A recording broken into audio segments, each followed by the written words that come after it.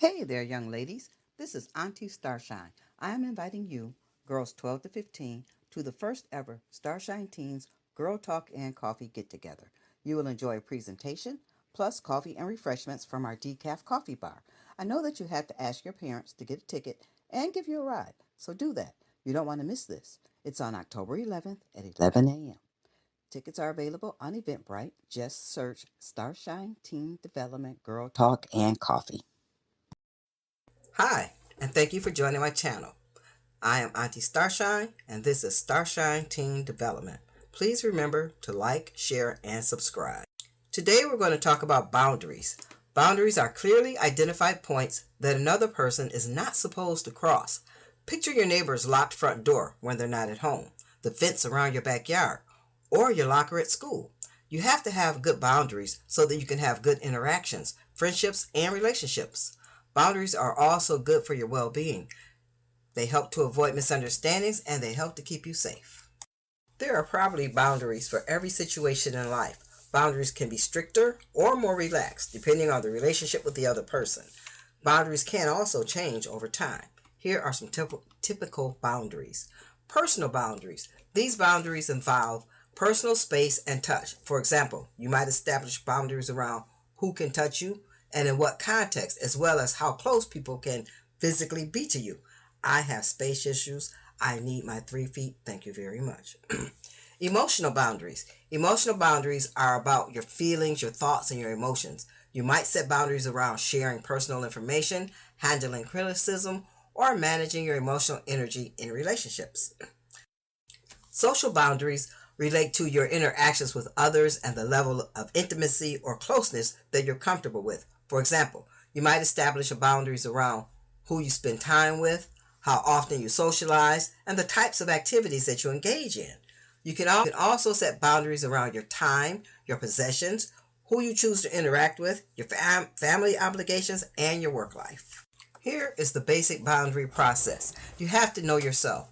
Understand your emotional, physical, and mental limits. Knowing yourself is important for setting boundaries. Pay attention to your emotions and physical sensations to recognize when your boundaries are being crossed. Remember to trust your gut. Reflect on experiences to identify patterns and areas where you need to set clearer boundaries. Yeah, some people just get away with it and we don't know why. That's because we don't have good boundaries with that person. You also need to identify your boundaries. You decide what you will allow, tolerate, or accept. Take time to identify your needs, your values, and priorities in different areas of your life, such as relationships, work, personal space. Determine what is acceptable and what is not acceptable to you. Communicate clearly. In a situation where you have to enforce your boundaries, speak up and in no uncertain terms. I don't do this or I don't do that. I'm not comfortable with this or I'm not comfortable with that. And use a firm no. Clearly and respectfully communicate your boundaries to others in an assertive manner. I use I statements to express your feelings and needs without blaming or accusing others. A long time ago, when I was a single mother, I literally had to say to guys, look, I am not a booty call, before they could ask me out. That was my boundary. You can ask your parents about that later. You have to be assertive. Stand firm in asserting your boundaries, even if it may feel uncomfortable. Practice assertive communication techniques to express yourself confidently and respectfully. Again, be firm. Stick to your boundaries, even if others try to pressure you to change them. It's important to prioritize your well-being over others' expectations. Don't be afraid to say no. Saying no is a powerful way to assert your limits. Feel empowered to say no to requests or situations that just don't sit right with you or don't align with your boundaries and priorities. Remember that saying no is not selfish, it is a form of self-care. Set boundaries early. Establish boundaries early in relationships, whether they're personal or professional, to avoid misunderstandings later on. Remember the booty call statement. Be consistent. Consistently enforce your boundaries to reinforce their importance and to maintain your integrity.